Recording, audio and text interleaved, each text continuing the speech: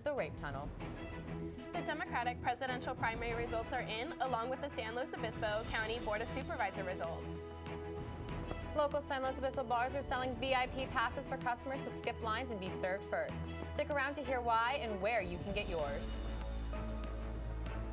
Broadcasting from Swanson Studios, you're watching Mustang News. Hello, and welcome to Mustang News. I'm Katie Taru. And I'm Tessa Hughes. Let's get into today's top stories. On Super Tuesday, more than 15 million Californians all across the state headed to the polls. The state ballots included decisions on the Democratic presidential nominee and Proposition 13, which would allow California to borrow $15 billion for public school upgrades. In statewide elections, current results are projecting Bernie Sanders as the winner of the Democratic nomination and the rejection of Prop 13. On the same ballot, Salud Carbajal and Andy Caldwell will face off to win House Representative for the 24th District, while State Senator candidates John Laird and Vicki Norden will fight to represent the 17th District. For the local San Luis Obispo County Supervisor results, John Pashong won District 1 and Debbie Arnold won District 5, and results show Stacy Korsgaden won District 3. This year marked the first year that voters could complete the same-day registration process as well as the introduction of new digital touchscreen ballot machines. Projections for Super Tuesday's results are subject to change as provisional and mail-in ballots are still being counted and verified over the next few weeks.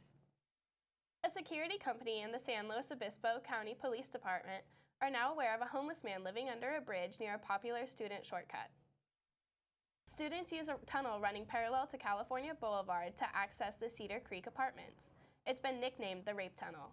Recently, there have been reports of a homeless man living beneath the bridge who chases students and hoards women's underwear. Brian Haggerty, the owner of Spectre Security, works with Cedar Creek to ensure residents feel safe. Biggest thing is always travel with friends. Don't go out alone, especially at nighttime. Always travel with friends.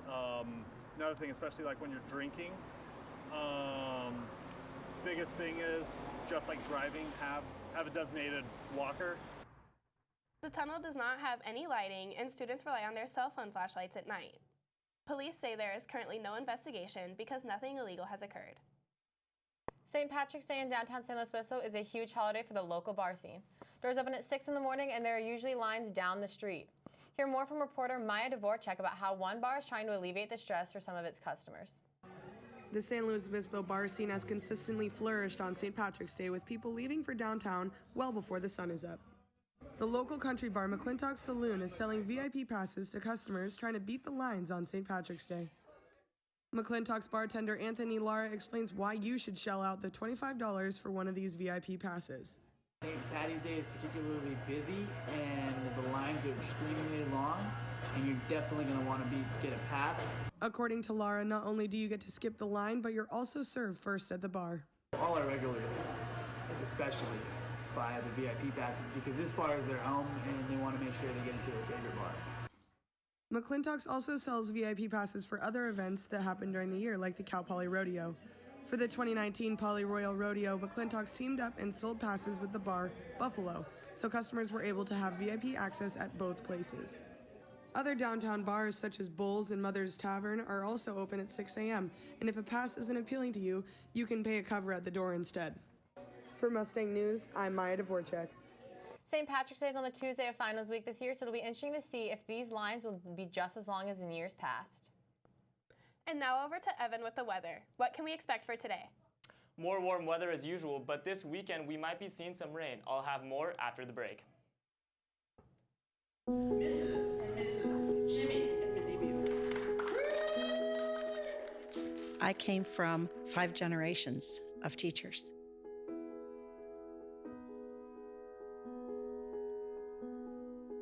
Losing my job was the bottom falling out of my world.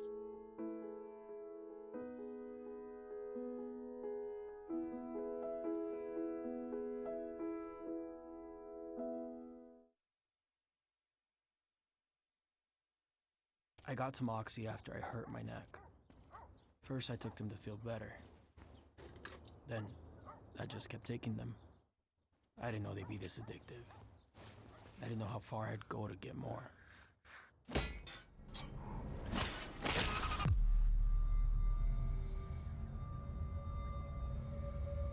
opioid dependence can happen after just 5 days.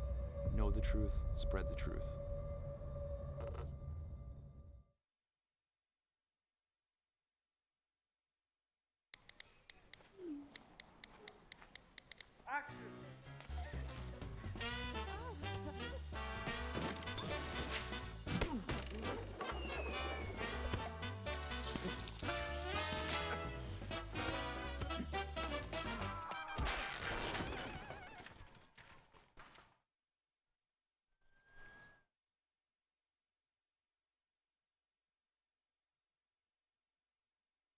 Welcome back. I'm Evan Pettingill, and here is this week's weather. Today in SLO, we're going to be seeing a high of 75 and a low of 48. It's going to be mostly sunny with a 0% chance of rain, 58% humidity, and winds up to 10 miles per hour. Heading into North County, we're going to be seeing similar temperatures with Paso at a high of 75 and a low of 41. Crescent is the hottest with a high of 76, and it's going to get cold at night with a low of 37.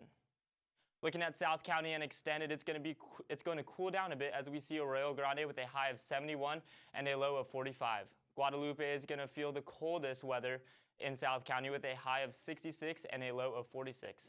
Now as we move on down to the beaches, that coastal breeze is going to cool things down. Morro Bay is going to have a high of 65 and a low of 50, and it might not be the best beach day in Cayucos with a high of 63 and a low of 49. Looking at the rest of the week of weather in SLO, this heat wave will finally be taking a breather, and we are going to see it cool off this weekend. Thursday and Friday will remain relatively warm, but on Saturday expect clouds and possibly some rain.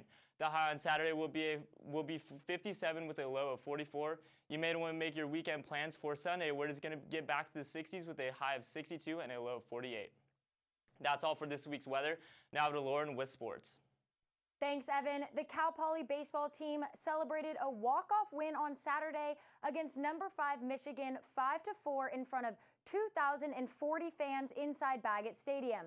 Sophomore second baseman Tyson Corio fueled the game, tying ninth inning rally with a leadoff double and drove in the winning run in the 10th inning with a long single to deep center field with the bases loaded. The team went 1 for 3 last weekend against Michigan. On Saturday, February 29th, Cal Poly leaped to a Big West win in Mott Gym over CSUN, 53-43. Sierra Campesano had her second consecutive 26-point performance and went a career-best 4 for 4 from three-point range. The junior forward also grabbed 9 rebounds. The win gave the Mustangs a game-and-a-half lead over UC Riverside for 8th place in the conference standings. The Mustangs will conclude its regular season on Saturday, March 7th in Hawaii to take on the Rainbows.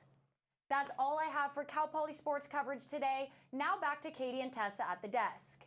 Coming up after the break, see what tiny homes have to offer in SLO and why you may be seeing more in the coming months. And Cal Poly is making the major change in the classroom that will take effect in just a few weeks. We'll be right back. What do you think you're doing, Kevin? Was just gonna drive home. There are several warning signs present that you shouldn't be driving. Like hearing voices? Like your text-to-emoji ratio? Oh man, the selfies. Selfie. Nailed it. We all have warning signs that let us know that we're probably not okay to drive. Mine is pretending to be your subconscious. Craig, come on man, let's put a ride home.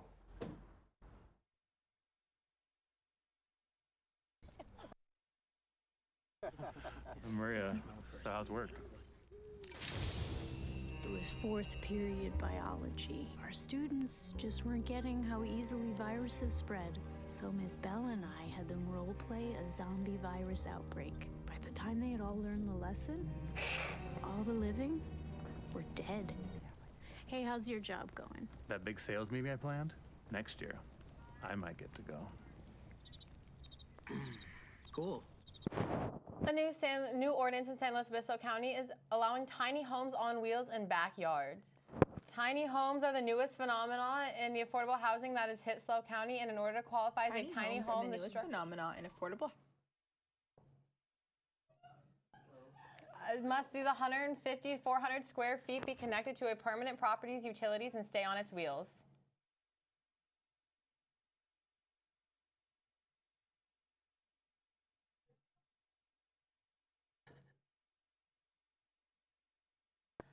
SmartShare Housing Solutions, an organization that works to connect individuals looking to station their tiny homes with others who can provide backyard space, hosted a community workshop to educate the community on the guidelines surrounding tiny homes. General contractor Robert Worcester attended the event to find out more about the local future on tiny homes.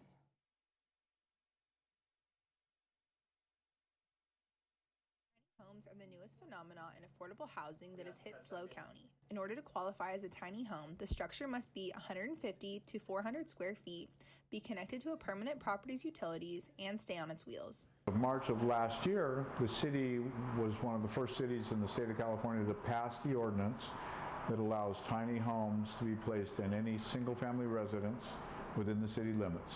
As long as you meet the 5-foot setbacks, you're qualified to put a home back there that you can use for a rental. Short-term, meaning a month, that's the shortest you can rent it, or long-term, for students, it's really a good deal. SmartShare Housing Solutions is an organization that works to connect individuals looking to station their tiny homes with others who can provide backyard space, hosted a community workshop to educate the community on the guidelines surrounding tiny homes. General contractor Robert Worcester attended the event to find out more about the local future of tiny homes. The big awareness to me, though, is the change from the state entering into the whole picture, where it seemed like the city had a lot of restrictions in San Luis Obispo about having to be an owner to be on the property, living either in the unit or in the house. And now with the state mandates, it seems like that's changing to have a non-owner occupied unit, which could really open the door for a lot more. Perks of living in a tiny home include reduction of environmental footprint and monthly rent.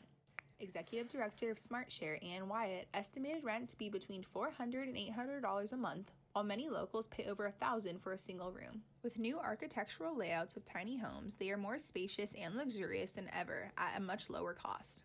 New designs, including folding staircases on hydraulics, aim to increase space and usability. For Mustang News, I'm Cameron Ramirez. The campus community is getting ready to say goodbye to PolyLearn and welcome a new, more modern software into the classroom. Students and faculty will have to adjust to using a new program for their classes when Canvas replaces PolyLearn this spring.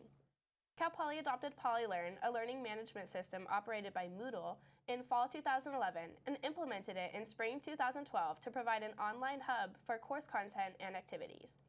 Versions of the software have been used by 60% of colleges and universities worldwide, but the program was becoming outdated for Cal Poly's needs. Canvas is an alternative learning management platform that quickly gained popularity after it was created by a company called Instructure in 2011. Today, it is used by more than 30% of higher education institutions nationwide. Some unique features of Canvas include a master calendar, where students can see due dates for their assignments in every class, as well as the ability to directly message classmates or instructors.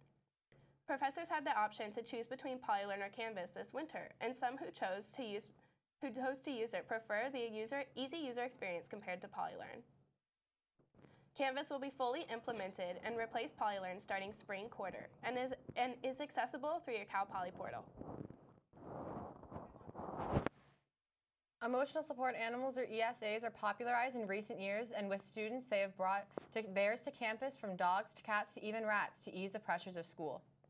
I think just always having somebody who is there and who he loves me, he always wants to climb on me and everything like that, and it can be I think animals just help keep you in the present, and he certainly does. Whenever I'm worried about something, I can just kind of hang out with him. Association, emotional support animals must be legally prescribed to a person by a licensed mental health professional. The ESAs, while different than service dogs in the respect that they don't complete a task, they do provide emotional support to their owners daily. That's all we have for you this week. I'm Tessa Hughes. And I'm Katie Taru. Catch us next week for our special Best of Show broadcast. And have a great rest of your day.